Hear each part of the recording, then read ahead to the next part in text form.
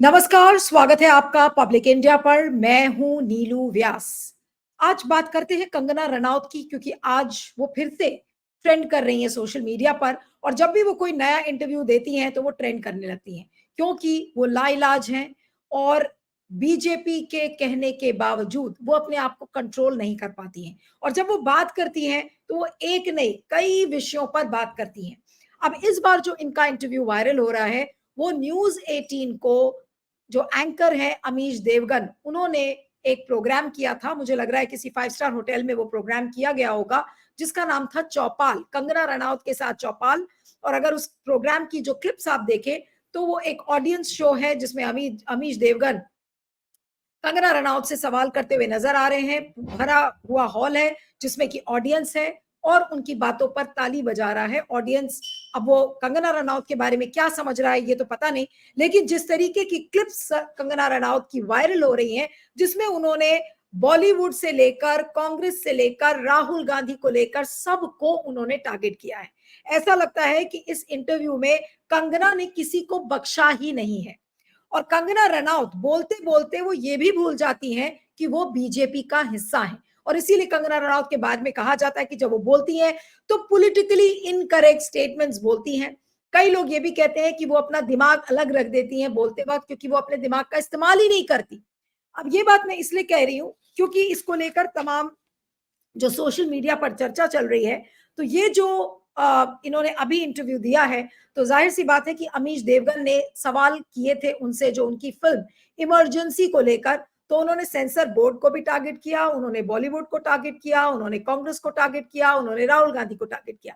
Sensor board को लेकर अमीश देवगन ने यह सवाल किया कि भाई IC-814 की जो नेटफ्लिक्स पर वेब सीरीज आई थी, उसमें कोई कट नहीं लगे, उसको आराम से सेंसर ने क्लियर कर दिया। लेकिन जब इमरजेंसी की बारी आती है तो सेंसर बोर्ड उसको रोक लगाता है, उसमें कट्स की बात कही जाती है। तो उस पर कंगना रनौत ने कहा कि सेंसर बोर्ड एक रिडंडेंट बॉडी हो गई है, यानी कि सेंसर बोर्ड का अब कोई काम नहीं है और अब ठीक से इस पर सोच विचार करना पड़ेगा कि सेंसर बोर्ड का काम क्या है।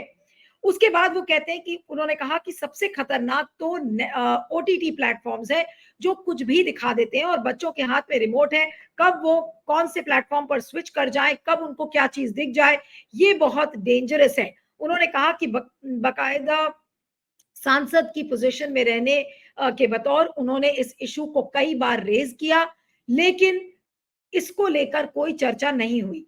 तब अमीश देवगन उनसे कहते हैं कि भाई अब तो आप ही की सरकार है, आपको क्या दिक्कत है।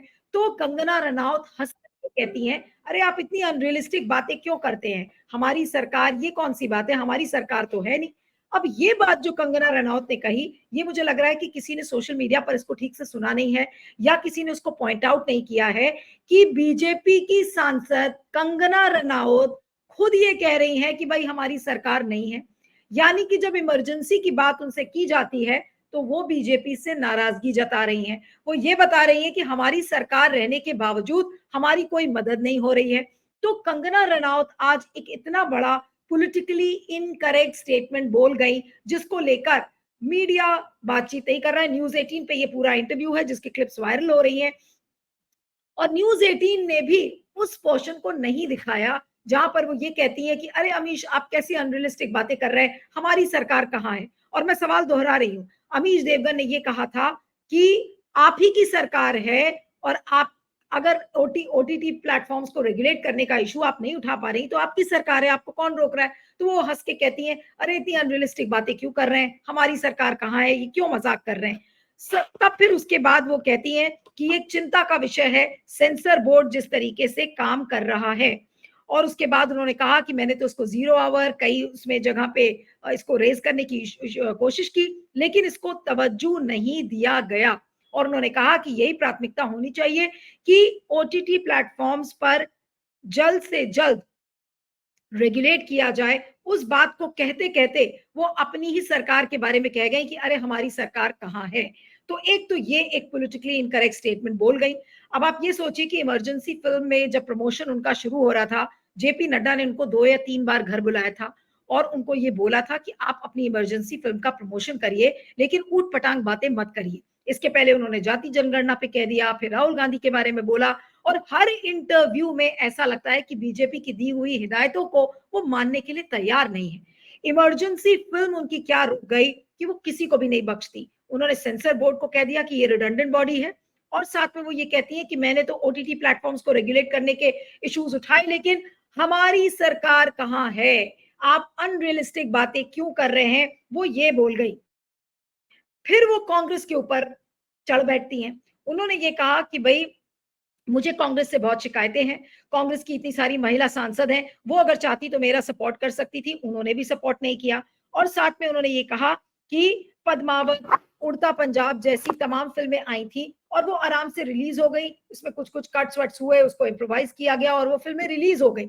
लेकिन मेरी फिल्म को लेकर इतना विवाद खड़ा किया गया और उन्होंने कहा कि कांग्रेस ने उनको सपोर्ट नहीं किया और साथ में उन्होंने ये भी कहा था कि उनके माँ बाप का तो कनेक्शन कांग्रेस से था।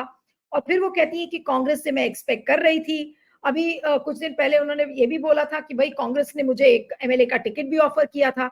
लेकिन अब अमीश देवगन के इंटरव्यू में वो ये कहती है कि कांग्रेस ने उनका सपोर्ट नहीं किया, कांग्रेस की महिला सांसदों ने सपोर्ट नहीं किया, क्योंकि ये इमरजेंसी पर बनी हुई फिल्म थी जिसमें इंदिरा गांधी का किरदार दिखाया गया था, जिसमें भिंद्रनवाले को संत बताया गया है। उसको लेकर भी वो बातचीत करती हैं कि वो जो AK-47 की गन्स लेकर जो व्यक्ति मंदिर के अंदर छुपता है उसको आप संत कैसे कह सकते हैं। और ये वही तबका है लोगों का जिसने इमरजेंसी फिल्म को रोकने की कोशिश की है थ्रू पिटिशंस और धमकियां। उन्होंने ये भी कहा कि मुझे मेरा रेप कर देंगे लोग, उस तरीके की धमकी मिल रही है, मुझे जान से मारने की धमकी मिल रही है। तो इस तरीके की बातें कही और उन्होंने कहा कि कांग्रेस से उनको सपोर्ट नहीं मिला, इसलिए मैं कांग्रेस से बहुत नाराज हूं।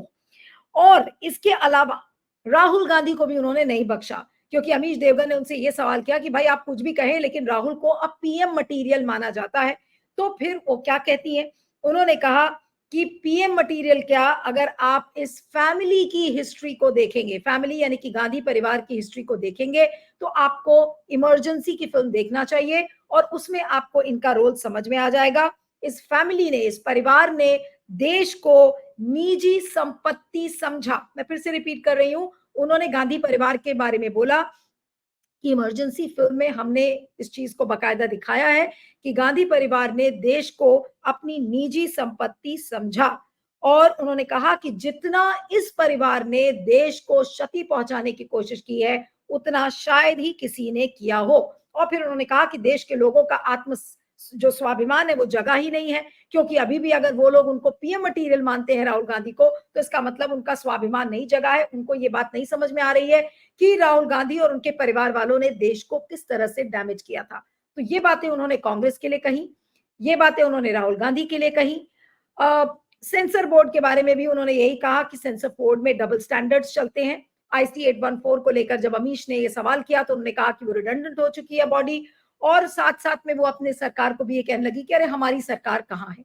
यानी कि कंगना रनौत अपनी इमरजेंसी फिल्म को लेकर इतना दुखी है कि वो रिलीज नहीं हो पाई, तो वो अपनी सरकार अपना मानने से ही इनकार कर रही है कि अरे भाई हमारी फिल्म जब रिलीज नहीं हुई तो हमारी सरकार कैसे। अगर वो एक लाइन अगर आप उसका ध्यान से देखें तो उन्होंने कहा है कि अमीश जी आप कैसी अनरियलिस्टिक बातें कर रहे हैं, हमारी सरकार कहाँ है। क्योंकि अमीश ने ये सवाल किया था कि ये आप ही की सरकार है, आपको कौन रोक रहा है इस चीज को, इशू को उठाने के लिए, OTT की जो सेंसरशिप है। तो उस संदर्भ में उन्होंने कहा कि हमारी सरकार कहाँ है। उसके अलावा उन्होंने बॉलीवुड को भी आड़े हाथों लिया है और ऐसा लगता है कि कंगना रनौत जब अपनी बातों को कहती हैं तो वो आगे पीछे दाएं बाएं कुछ भी नहीं सोचती, वो बस एक बार बोलना शुरू करती हैं तो फिर उनको लगता है कि जो बातें वो कह रही हैं वही सही है। अब इसकी वजह से क्या हुआ, उन्होंने बॉलीवुड को भी नहीं बख्शा। बॉलीवुड के बारे में तो वो ऐसा बोल गई कि अब ऐसा लगता है कि बॉलीवुड से अब कुछ स्वर अब निकलेंगे जो कंगना रनौत के खिलाफ बोलेंगे। उन्होंने क्या कहा, उन्होंने पहले कहा कि एक्टर्स समाज को खराब कर रहे हैं। ये पहला पॉइंट है, मैं एक एक करके आपको बताऊंगी। एक्टर्स समाज को खराब करने का काम कर रहे हैं। एक्टर्स मानवता का झंडा लेकर चलते हैं, लेकिन जब अपनी पब्लिसिटी करनी होती है या फिर नोट कमाने होते हैं तो वो गुटखा खाकर भी मुंह में गुटखा चबाने लगते हैं। और उन्होंने कहा कि ऐसे तो वो ये कहते हैं कि मेरी 1000 करोड़ रुपए की संपत्ति है, मेरी 2000 करोड़ की संपत्ति है, लेकिन गुटखा कैसे खाने का काम एक्टर्स करते हैं, तो वो इस बात को कहती हैं। और फिर साथ में उन्होंने ये कहा है कि बॉलीवुड एक्टर्स देश में कुल्हाड़ी मारने का काम कर रहे हैं। मैं फिर से रिपीट कर रही हूँ, उन्होंने कहा कि एंटी नेशनल एजेंडा कभी-कभी कुछ एक्टर्स चलाते हैं, चाहे वो फिलिस्तीन का इश्यू हो, डिप्लोमेसी का इश्यू हो और थोड़े बहुत पैसे के लिए उन्होंने ये भी कहा कि एक्टर्स ट्वीट्स के लिए सोशल मीडिया पर अपनी पोस्ट लिखने के लिए 2.5 से 3 लाख रुपए चार्ज करते हैं और देश का कबाड़ा करते हैं। यानी कि वो एंटी नेशनल एजेंडा चलाते हैं, देश को गुमराह करने का काम करते हैं, देश को बर्बाद कर रहा है बॉलीवुड। ये सारी बातें कंगना ने अपने इस इंटरव्यू में कही हैं। फिर एक सवाल जया बच्चन को भी लेके किया गया कि भाई जया बच्चन के बारे में आपकी क्या राय है? तो कंगना रनौत ने कहा कि जया बच्चन एक बहुत ही यशस्वी अभिनेत्री हैं, शॉर्ट टेम्पर है, लेकिन 70s के ज़माने में जब उन्होंने महिला सशक्तिकरण को लेकर जब फ़िल्में की थी, उन्होंने गुड्डी का एग्ज़ाम्पल दिया, जो गुड्डी फ़िल्म जो कि जिसमें कि जया बच्चन ने बहुत प्रोमिनेंट रोल निभाया था, तो उसमें उन्होंने कहा कि she is a dignified woman in the film industry and she has brought dignity to her craft. यानी कि अपनी लाइन में उन्होंने गरिमा को बढ़ाने का काम किया है। और साथ में उन्होंने ये भी कहा कि भई नॉर्मली एक्टर्स को और एक्ट्रेसेस के बारे में क्या कहा जाता है कि वो कोठे वाली हैं, वो नचनिया हैं। ये मैं कोट कर रही हूँ जो उन्होंने कहा है क्योंकि ये शब्द मुझे बोलने में बड़े अजीब लगते हैं। लेकिन कंगना इन शब्दों को बेबाकी से इस्तेमाल करती हैं और कहती हैं कि एक्ट्रेसेस के बारे में ये कहा जाता है कि वो नाचने वाली हैं, वो कोठे पर जाने वाली हैं और पूर्वजों ने ये सारी बातें हमें दी हैं, इसलिए हमें इसका बोझ ढोना पड़ता है। और उसी के संदर्भ में फिर वो जया बच्चन की तारीफ करते हुए कहती हैं। फिर उन्होंने ये भी कहा कि जया बच्चन ने तो उनकी आलोचना की थी और उन्होंने ये भी कहा था कि कंगना जिस थाली में खाती हैं उसी में छेद करती हैं। तो फिर भी वो जया बच्चन के बारे में कुछ नहीं कहा। उन्होंने कहा वो बुजुर्ग हैं, बड़ी हैं, उन्होंने कुछ कह दिया तो मुझे इस बात का बुरा नहीं लगा।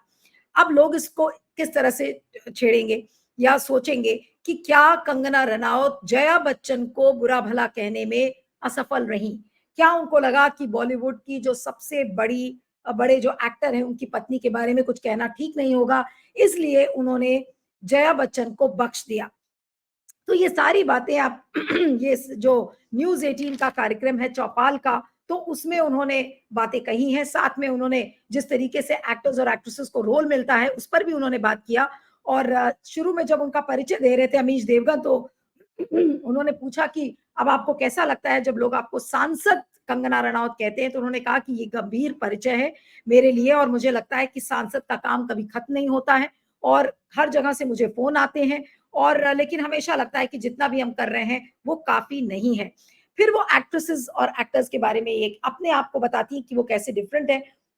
उन्होंने कहा कि अगर कोई महिला फूल पत्ती के चारों तरफ अगर उसको नाचना कूदना पसंद है या फिर वो आइटम नंबर करना पसंद करती है तो उसको बहुत एक अच्छी लड़की माना जाता है। लेकिन अगर एक एक्ट्रेस यानी कि एक महिला फ़िल्म में लीड रोल माँगती है, तब फिर उसको ज़माना बुरा भला कहता है।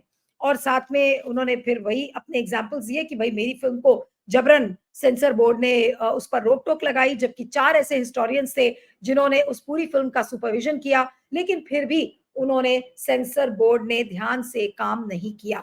अब उनकी फ़िल्म कब रिलीज़ होगी ये तो पता नहीं है, लेकिन अपने हर इंटरव्यू में वो इमरजेंसी के बारे में बोलती हैं, इमरजेंसी फ़िल्म के बारे में, कांग्रेस पर बोलती हैं, राहुल गांधी पर बोलती हैं, सेंसर बोर्ड पर बोलती हैं और अब इस बार उन्होंने बॉलीवुड को भी आड़े हाथों लिया है कि बॉलीवुड देश का कबाड़ा कर रहा है। बॉलीवुड देश को डैमेज करने का काम कर रहा है। बॉलीवुड देश को कुल्हाड़ी मारने का काम कर रहा है। अब अगर इस तरीके के स्वीपिंग स्टेटमेंट्स कंगना रनौत देती हैं, तो आपको क्या लगता है कि बॉलीवुड का कोई भी व्यक्ति चुप रहेगा? मुझे लगता है कि उनकी इन बातों पर बॉलीवुड से भी प्रतिक्रिया आएगी, बॉलीवुड का विरोध भी उनको सहना पड़ेगा।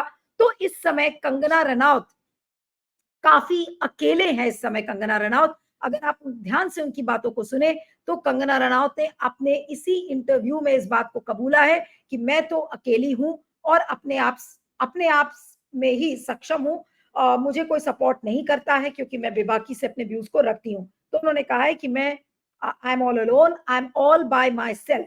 ये बात उन्होंने कही है। तो कुल मिलाकर उन्होंने बॉलीवुड को आड़े हाथों लिया, उन्होंने कांग्रेस को कहा, उन्होंने राहुल गांधी को भी कोसा और जिस तरीके से अपनी बातों को रख रही हैं, लेकिन वो बोलते बोलते मैं फिर से वापस उसी क्लिप पर आऊंगी जिस पर किसी का ध्यान नहीं गया, जिसमें कि अमीश देवगन उनसे ये पूछते हैं कि आप ओटीटी के इशू को क्यों नहीं उठा पाई, ये तो आप ही की सरकार है। तो हंसकर कंगना रनौत कहती हैं कि कैसी अनरियलिस्टिक आप बातें कर रहे हैं, हमारी सरकार कहां है। यानी कि बीजेपी की सरकार को ही अपना सरकार नहीं कह रही है कंगना रनौत। अब इस टिप्पणी पर आप क्या कहेंगे? क्या कंगना रनौत बीजेपी में अकेली पड़ गई हैं? क्या कंगना रनौत का साथ अब बीजेपी नहीं दे रही है? क्या प्रधानमंत्री नरेंद्र मोदी अब कंगना रनौत की इन बातों को एक बड़ी गलती समझ रहे हैं? और कंगना रनौत को क्यों नहीं काबू कर पा रही है बीजेपी? ये भी एक बहुत बड़ा सवाल है, और ये सवाल एक रहस्य भी है, क्योंकि बार बार उनको पार्टी से हिदायत मिलती है, लेकिन फिर भी अगर वो चुप नहीं हो पाती हैं और इस तरीके की उल जलूल बातें करती रहती है जो कि पॉलिटिकली इनकरेक्ट है। कोई भी मेच्योर सांसद अपनी पार्टी या अपनी सरकार के लिए ये नहीं कहेगा कि हमारी सरकार कहां है, तो पार्टी क्या उसको देश निकाला दे देगी, पार्टी उनको डिसोन कर देगी। अब ये सारे बड़े सवाल हैं कि कंगना रनौत किस तरीके से मोदी जी के लिए और बीजेपी के लिए अब रोज दिन पर दिन दिक्कतें खड़ी कर रही हैं, और ऐसा लगता है कि जब तक उनकी फिल्म रिलीज नहीं होगी ये तब तक ये सिलसिला जारी रहेगा। तो फिल्म अगर उनकी जल्दी रिलीज नहीं होती तो अभी और पता नहीं क्या क्या वो बीजेपी के खिलाफ बोलेंगी। फिलहाल आज तो प्रधानमंत्री का जन्मदिन था, तो उन्होंने एक उस पर उनको बधाई भी दी है, लेकिन उनके पॉलिटिकली इनकरेक्ट स्टेटमेंट्स को मोदी जी शायद कभी एंडोर्स नहीं कर पाएंगे, क्योंकि उनका ये कहना कि हमारी सरकार कहां है, ये तो बहुत अनरियलिस्टिक बात है। वो एक साफ संकेत है कि वो अपनी सरकार को अपना नहीं मानती हैं। जिस क्लिप का मैं जिक्र कर रही हूं वो क्लिप्स ट्विटर पर अवेलेबल है। उस क्लिप को हम नहीं प्ले आउट कर सकते क्योंकि कॉपीराइट का इशू हो जाएगा। न्यूज 18 का वो इंटरव्यू प्रोग्राम है, ऑडियंस शो है, जिसमें उन्होंने ये बात कही है। लेकिन ध्यान से सुनिएगा, जहां पर अमीश देवगन उनसे पूछ रहे हैं कि भाई आपको क्या चीज रोकती है, अब आपकी सरकार है, ओटीटी के सेंसरशिप इशू को आप क्यों नहीं रेज कर पा रही हैं? तो वो हंसकर कहती है कैसी अनरियलिस्टिक बातें कर रहे हैं आप, हमारी सरकार कहां है। तो इस क्लिप को जरूर देखिएगा, क्योंकि इसके बारे में ना गोदी मीडिया दिखा रहा है ना लेगेसी मीडिया इसके ऊपर बात कर रहा है। ये तो मैं देखते देखते मैंने जब ये क्लिप सुनी तो मेरे होश थोड़े से उड़े कि ये क्या बोल गई कंगना रनावत, और मोदी जी के लिए भी मुसीबत खड़ी कर दी। मोदी जी को एम्बैरेस भी किया, बीजेपी को भी एम्बैरेस किया कि बीजेपी की ही सांसद अपनी ही सरकार को डिसोन कर रही है और कह रही है कि हमारी सरकार नहीं है। इस वीडियो पे आपके फीडबैक का मुझे इंतजार रहेगा। बने रहिएगा मेरे साथ पब्लिक इंडिया पर। Thank you.